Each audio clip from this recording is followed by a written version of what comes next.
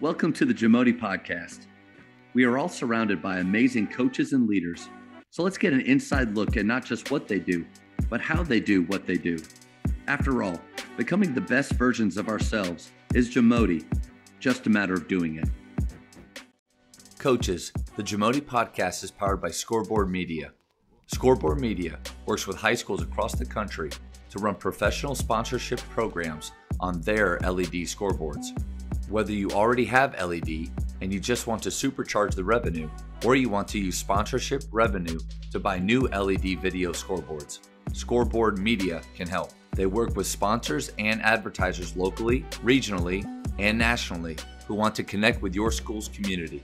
Email info@scoreboardmedia.com to start the conversation and see what's possible.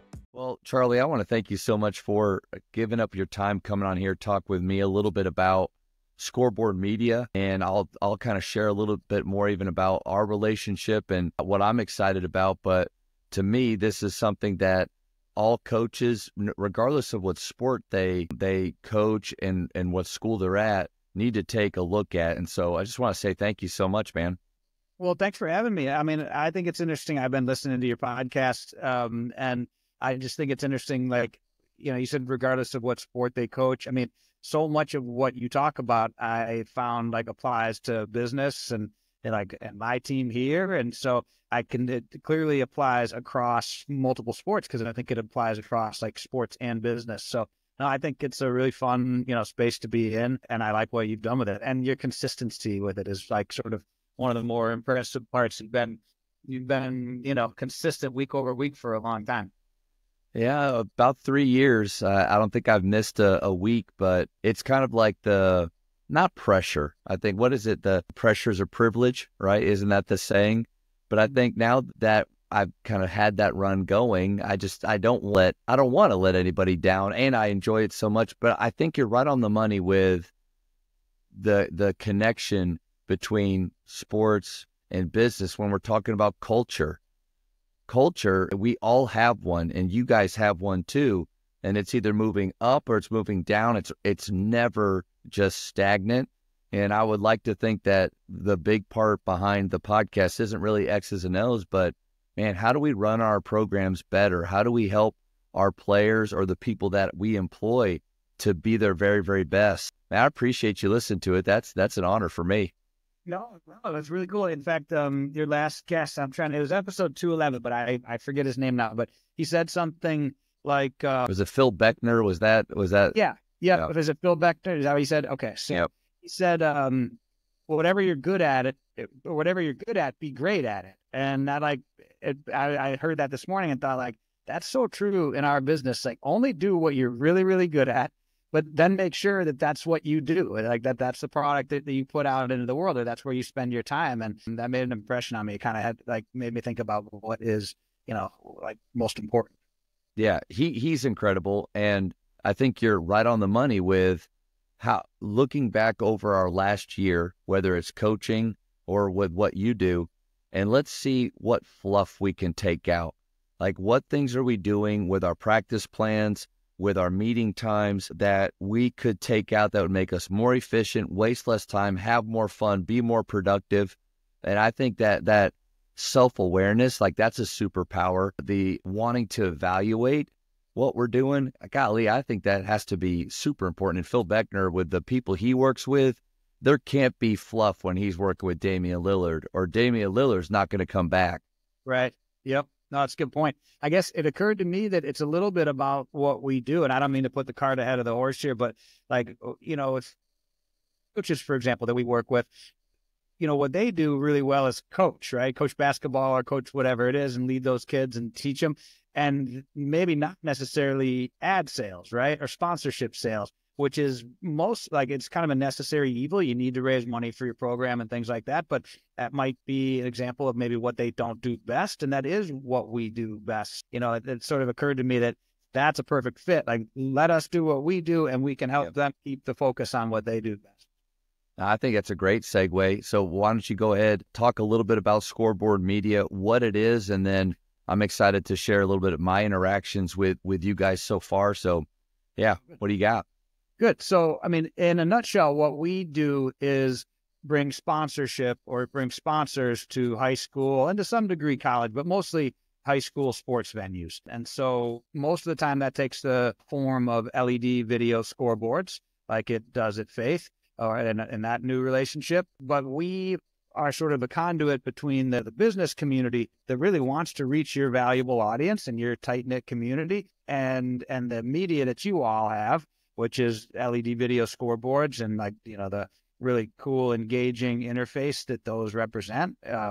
And we sort of act as that middle marketplace. So we've got advertisers nationally, regionally, and locally, with a big emphasis on locally and the hard work that kind of goes into doing that. And then we just sort of make the marketplace. We bring them together and allow them to access your audience and then bring those dollars into your program. So yeah, it sounds cliche, and I almost cringe when I say it, but it really is kind of everybody wins, win, win, win, because businesses genuinely want to reach your community, right? It's not a donation for them. If it's executed properly, it's not a donation. Like your stands and the stands of high school gyms and stadiums across the country are full of household decision makers, moms and dads, right? And not to mention the kids that spend money and, discretionary money and things like that. But, when you think about healthcare or getting braces or, dental treatment and stuff like that, or even just stuff around the house, right? Like new roof, new siding,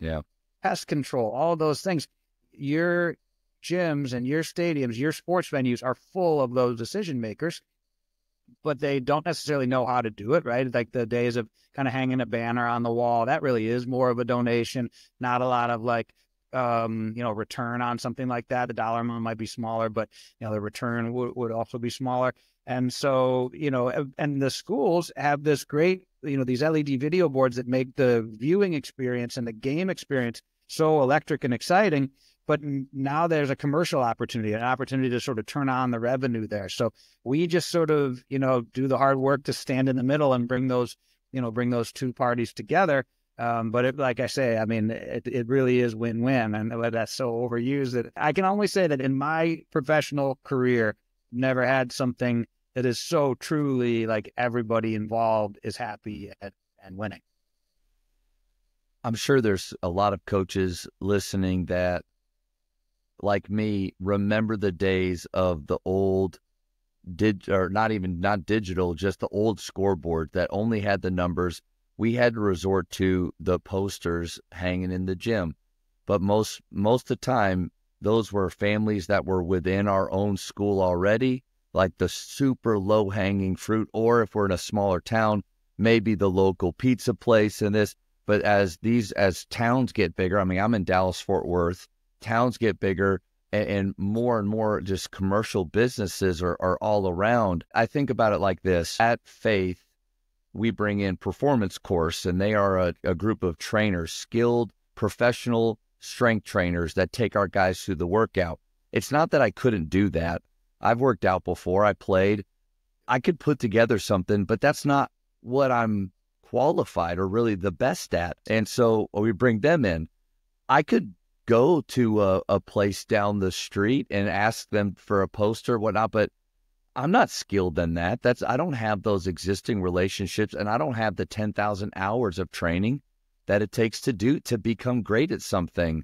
And so you're right on the money. The posters in the gym are becoming obsolete.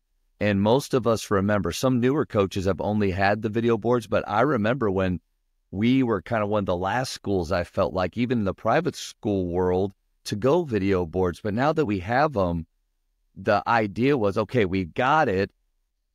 Now what do we do? And I feel like I'm sitting around looking at other coaches, our athletic director, and even our school we have this technology, but I think we're just scratching the surface. And man, hearing about you and listening to you speak about it, hearing the passion that you have for helping schools, helping communities, and making those connections, this to me, it was a huge light bulb moment for our school. Yeah. I do love the space. I am really passionate about it. And people have sold schools, parks, teams have sold advertising in the outfield. Outfield fence, advertising is as old as sports almost, right? but it's come so far since then. The banners in the gym, they get weathered and they get like faded and things like that. And I think there's a real like diminishing return on that. I mean, arguably, it's a donation, and God love the people that do it, like the businesses that have stepped up and done it. They've done it because it's being a good sort of corporate citizen and they want to show their support for the school, but it's arguable whether they're getting a return on that.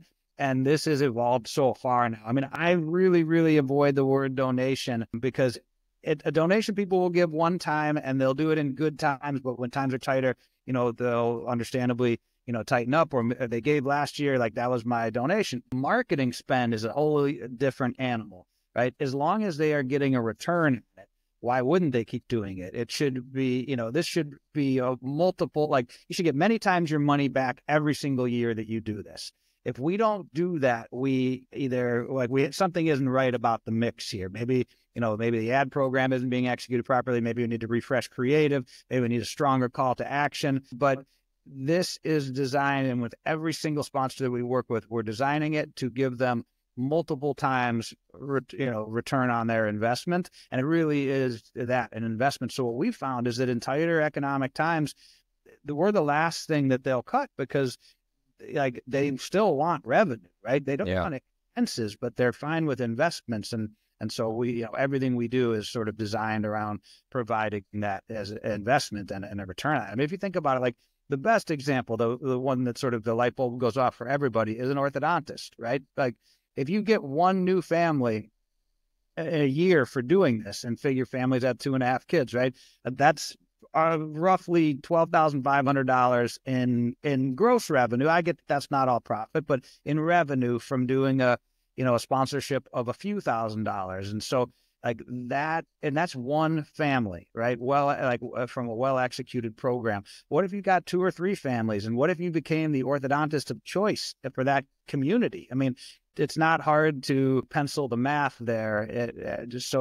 We don't really ever approach anybody that we can't make that compelling case for. Like we don't approach metal extrusion companies or something that's like more of a B2B type of sale or something real specialty, because good call. Yeah. Right. Even if they're the biggest company in town, if we can't make a really logical case for how this provides a return, we don't bark up that tree, because we're not looking for donations. We're looking to make a really clear explanation of how they'll get a return on this. And look, I mean, I'm kind of off on my soapbox here, but you get the idea. This is the space that we really enjoy. We know it well. We know who to approach. I think we've got the sort of the systems in place to do it. But maybe this all goes back to the beginning of this question or this conversation, which is like, this is what we do really well, frankly, and it allows the coaches and the school administrators and whatnot to focus on what they do really well. Like you said, you don't strength train because even though you could do it, it's like, I had a conversation with somebody internally today,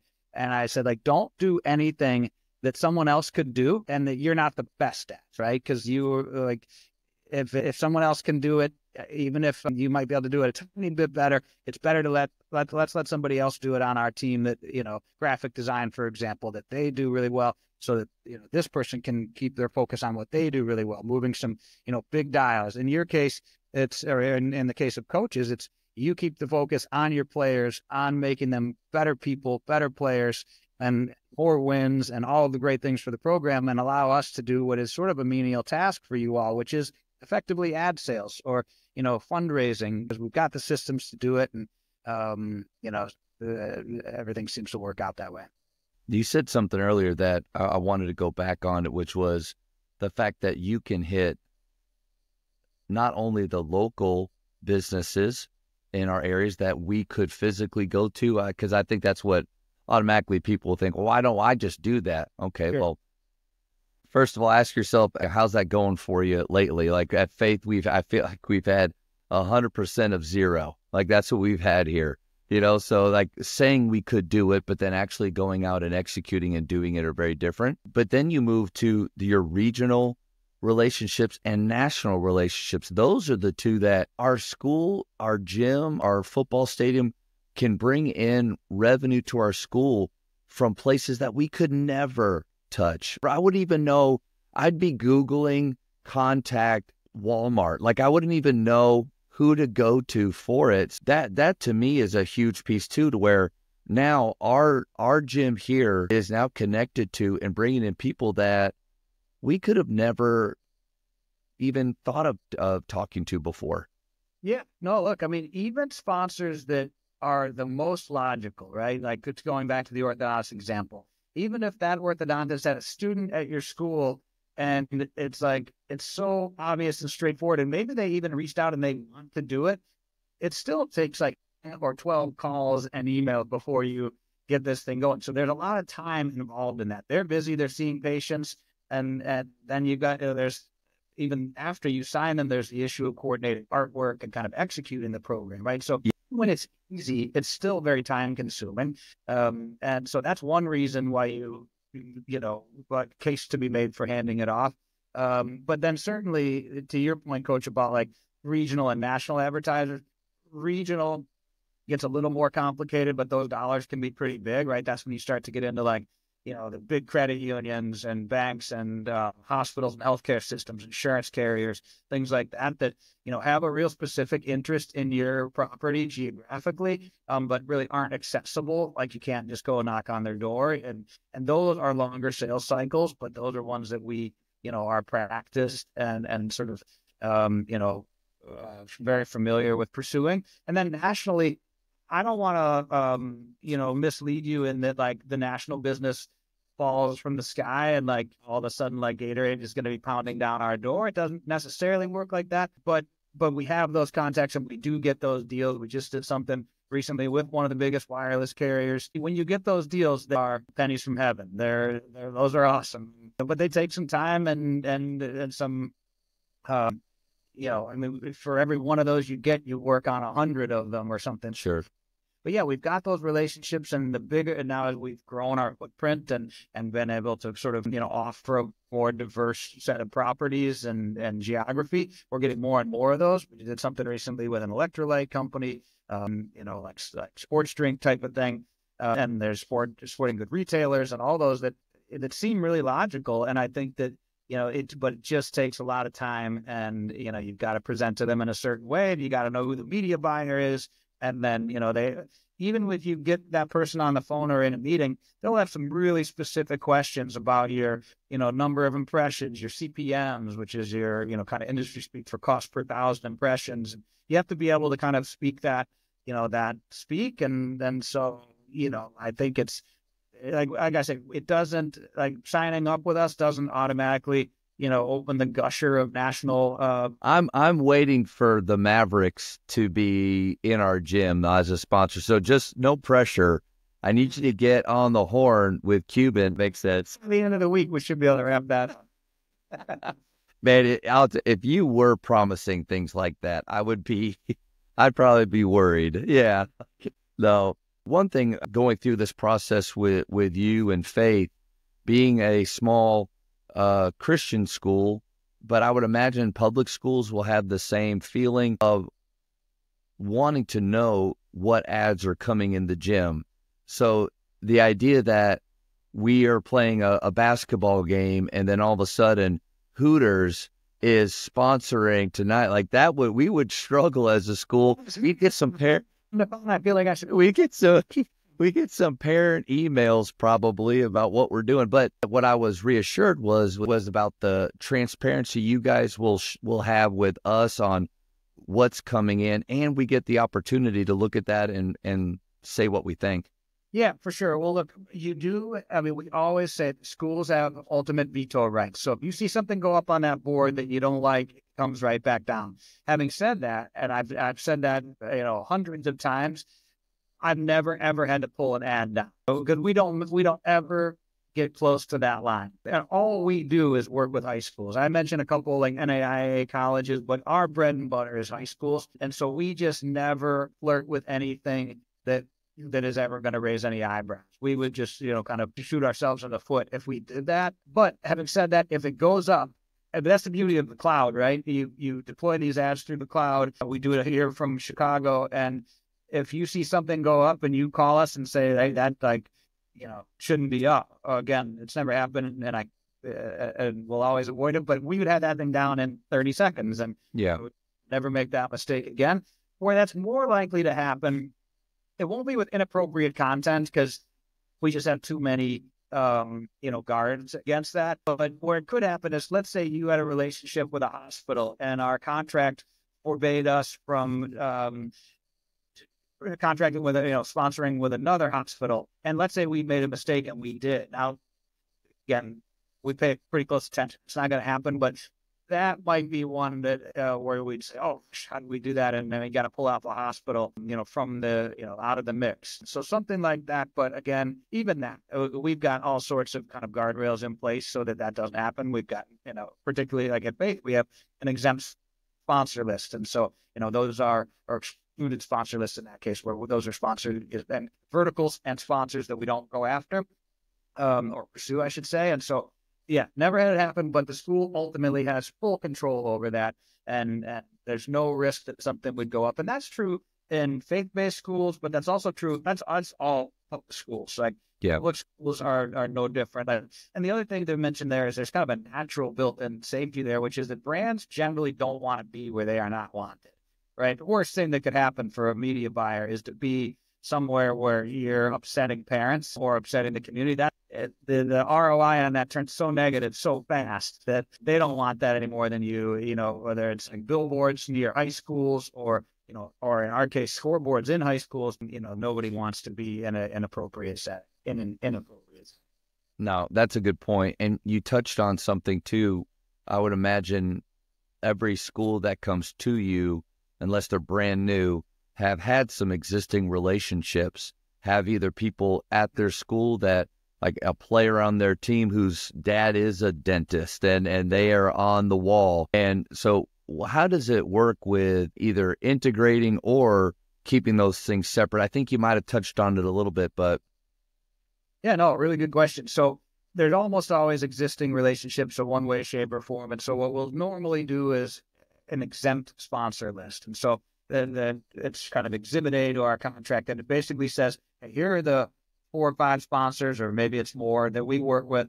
These are exempt from our agreement. In other words, they're not subject to any revenue share with us. And the school will generally continue to manage those directly. And if they're really big, like we've got some healthcare systems at a few schools in Pennsylvania are coming to mind, where the healthcare system was integral in purchasing the scoreboards and has a big relationship with the school. So we can't get another hospital in there. And so we just avoid that. But we're pretty, so you just make that part of the agreement so that there's no surprises, so that our salespeople aren't out there pursuing hospitals only to find out that they didn't want us to pursue hospitals. You just put it into the agreement as kind of Exhibit A, which is an excluded sponsor list or an exempt sponsor list, or you do both. But that's pretty standard. Course. The only time that gets a little tricky is if we've purchased the scoreboards, or if we are going to purchase the scoreboards.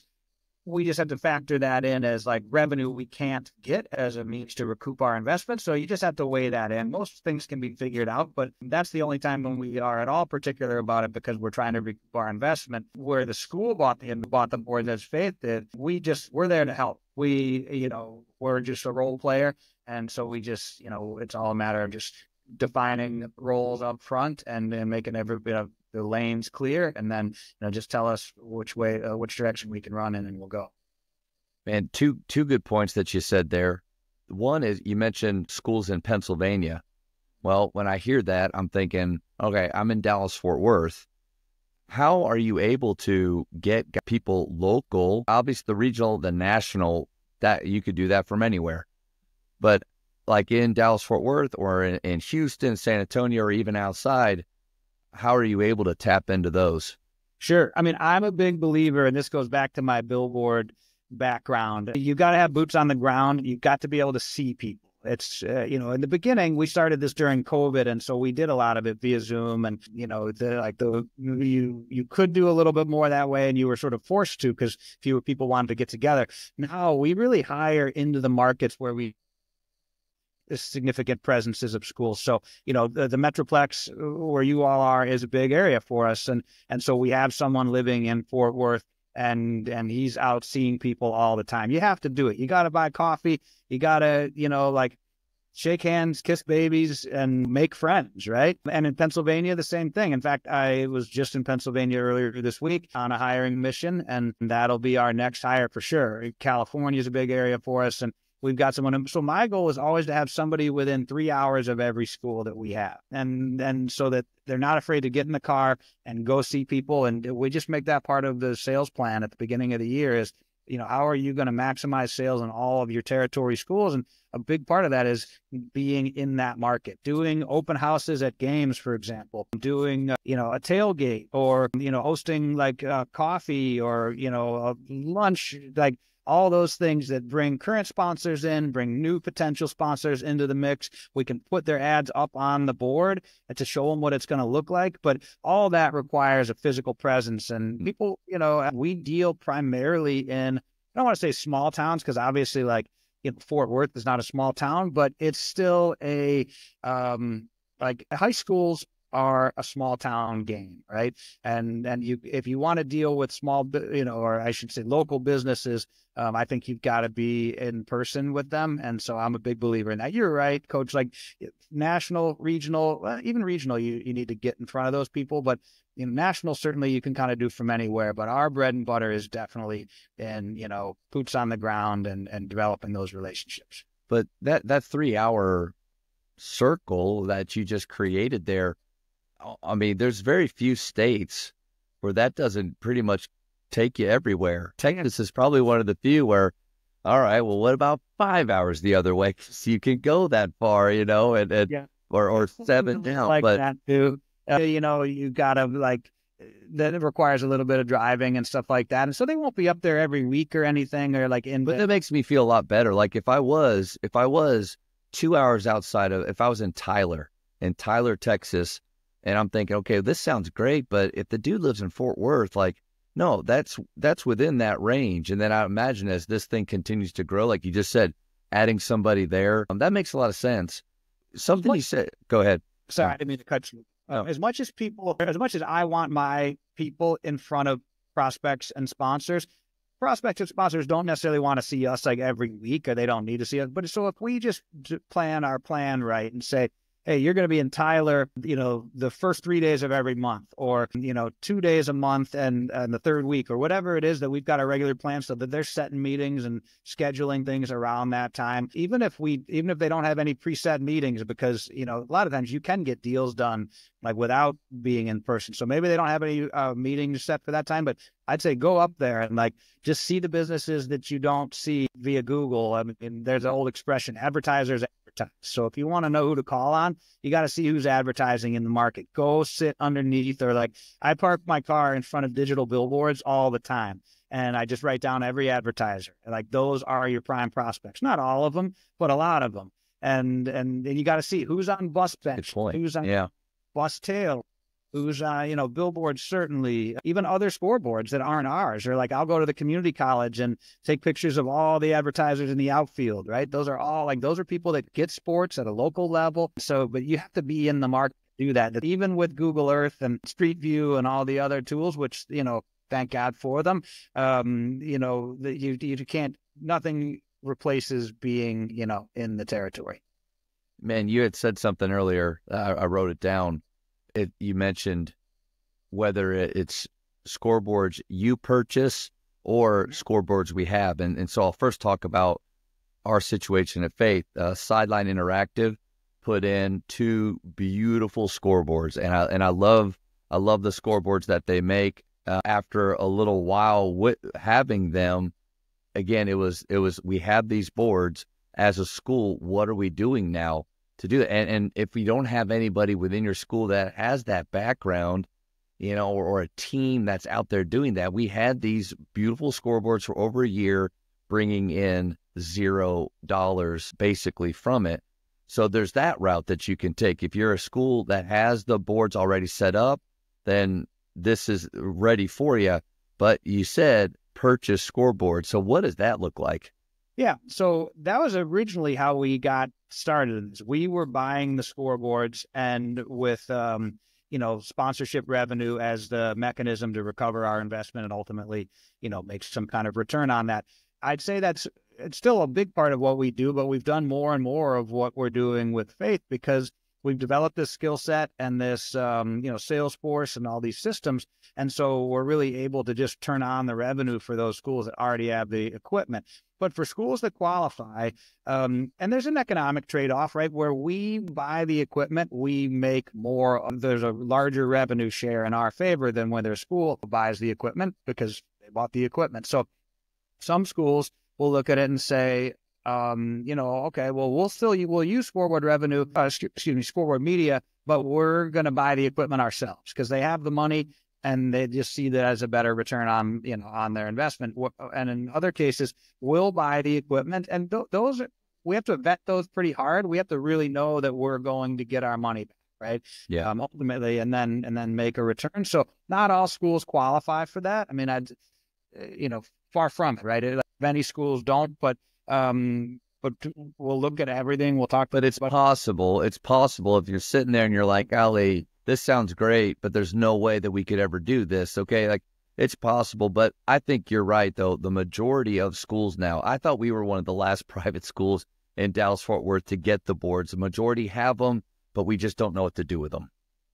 I doubt you're as late to the game as you think. I'd say that the world is still pretty untapped in terms of LED video scoreboards. You all have done a beautiful job, getting them in and like look great, and they certainly add to the athletic experience. But I'd say the vast majority of the 20,000 plus high schools in the country don't have them yet. And so even if they have them and we can come in and turn on the revenue, that's great.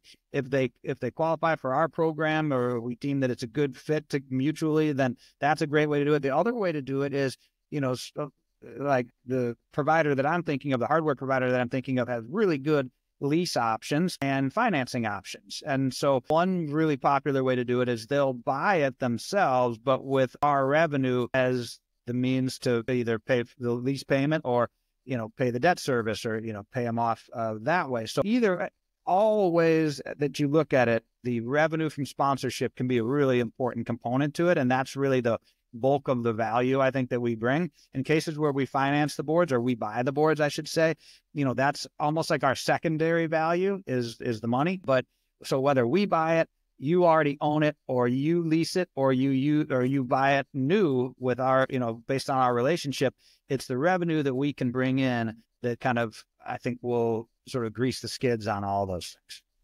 Man, I'm already sold because you guys are at Faith, and which is awesome. But if a coach was listening to this and again, they had that light bulb moment that I did a few months ago, how do they start? Where do they go from here? And then if you could maybe walk through the process, I appreciate the fact that you haven't promised just insane things or you've been very, I think, conservative with the way you've been sharing your information.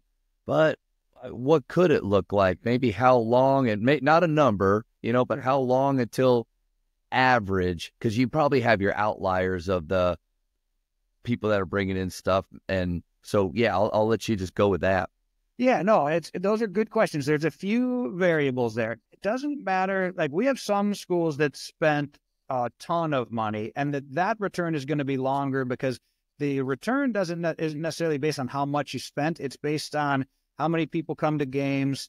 Is the community really engaged with the school? In other words, will the business community sort of care about this and want to, advertise to this audience? That's a bigger factor than sort of how much either we or the school spent on it, which the community doesn't necessarily care about. I think there are areas where you get a lot more bang for your buck. For example, you'll do indoor packages are cheaper than stadium packages, and they have more sports generally.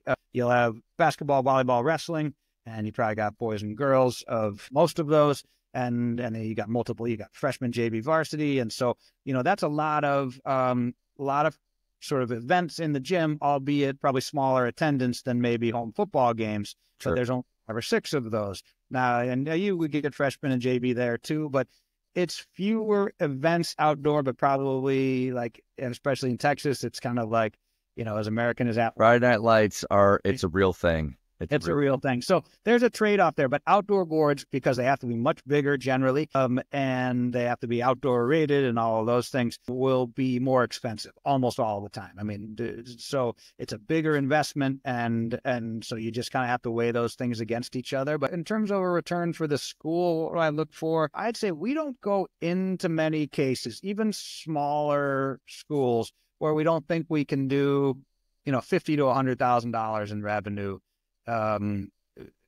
per year, right? And that's not to say like you come flying out of the gates and do $100,000 that year, but if we don't think that that's possible, no disrespect to that school, I would just say, like, I don't want to disappoint anybody. I don't want anybody, like wonder what we are doing, for them.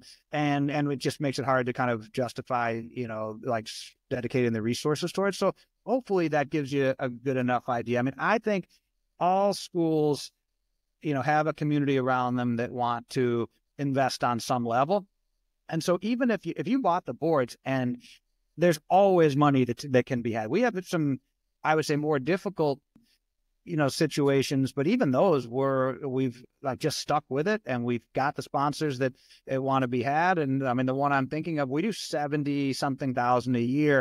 It took a little bit of getting, work to get there, but there are sponsors that want to reach your community. Doesn't mean you can go spend $1 million on a package and you're automatically going to get a 3-year return or anything. They're all different from that perspective, but sure, there's definitely a community that wants to reach your community. And so, there's always money to be got there. No, that's great. And I mean, even on the low end of all of that, again, 100% a zero here. So just anything positive, I think, is great for our programs. We can put that towards keeping our facilities maintained, maybe upgrading some things that we need. Like, there's just so much that can happen. And so I can't wait to see it really get going here. I know we're at the beginning stages at Faith. On that note, kind of going back to, if somebody's interested, man, where do they go from here? Yeah, if they're interested, I mean, they can go to our website, which is scoreboardmedia.com, or email us. I mean, either info@scoreboardmedia.com, or mine is charlie@scoreboardmedia.com. So any of those are good ways to reach out to us, and we can assess sort of any situation and say either, where we think we can help, if we think we can help, and, explore. We're the first to say if we don't think we add any value. Like, if you don't need either our services or our, financing, then I'll be the first to say it and say, hey, look, like, some schools have tons of money and they're really good at the fundraising side. And I'll be the first to say, like, I don't think you need us. Like, I can help you get started. I can help you put together the materials. I think you can, like, you do this on your own. And there's others that, maybe have tried that. And I'll say, like, look, you ought to buy the board because, like, you have the funds or whatever, and you maybe don't need to share that piece with us, and we'll just go do the grind for you. And then there's others that fit into different buckets. So we'll assess it with you and be really straightforward with, like, how we view it and where we think we can either add value or not. And, but we have a lot of those conversations. I just want to thank you so much for what you're going to do for our school, but also what you're doing for so many communities across the country, because those of us that are in this and, been in it for 15, 20 years, it's typically not for the paycheck. It's because we love what we get to do with these young people. And we love the idea of what high school education and this environment means and how important it is in their lives. But there are parts of it where, like, I'm always thinking, like, I could do more. What else could I do here if this or that? And I'm all for making the big time where we are. I believe in that mission. But you take a part of it that, frankly, I don't know, I can't do, and I don't think many coaches or even school administrators or people are good at, and you automate it and you help them out. So thank you for what you're doing, man. Well, thank you. No, look, I love the space that we're in, but I really enjoy working with people like you. I'm very excited about Faith and the opportunity there. Although you guys have done a really good job, like, you're good at this. So, on that, like, sort of exempt sponsor list, there's some names on there because you all have, you were certainly way off a zero and up from there. So we're looking forward to adding value where we can there. But it's, great school, great programs, great facility, and it's perfect for what our sponsors want to do. I also want to thank you just for coming on board with the podcast, believing in me and supporting kind of what trying to do, growing the game and growing culture. And again, honored to have this time with you and excited for the future. Yeah, no, I love the podcast. I'm excited just to be associated with it. You reach a perfect audience for us, and you've got a great message. And as I say, not just for like maybe your intended audience, but even for, guys like me. I'm a fan. There's going to be this weird, like this offshoot of businesses and people that start that'd be pretty cool. Never intended for that to happen. Right. No, it's good. You got good content. So congrats again on like your consistency and the quality of the content you put. Yeah. Charlie, thank you so much for your time. You got it. Thanks, Coach. Thank you for checking out today's episode. Please take a moment to subscribe to this podcast, share it with your fellow coaches, and find us on social media for what's coming up next on the Jamodi podcast. It's just a matter of doing it.